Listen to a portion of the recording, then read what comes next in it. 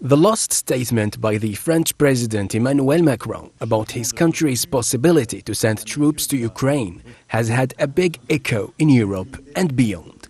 Immediately after Macron's suggestion, the Kremlin warned that a conflict between Russia and NATO would be inevitable if European members of the alliance sent troops to fight in Ukraine. In this case, we need to talk not about probability, but about inevitability. This is how I estimate it. And these countries should estimate it the same way and be aware of this. And ask themselves whether this is in their interests. And most importantly, in the interest of the citizens of their countries. Criticism came also from inside NATO.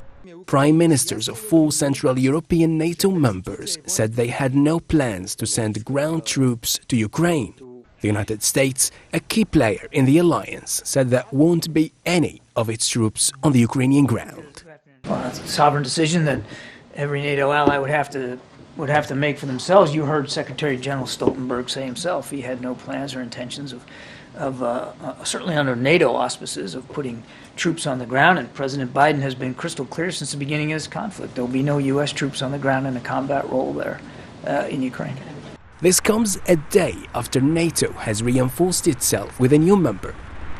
Hungary's parliament overwhelmingly approved Sweden's bid to join NATO, clearing the way for the Nordic nations' accession to the alliance after nearly 2 years of intense negotiations.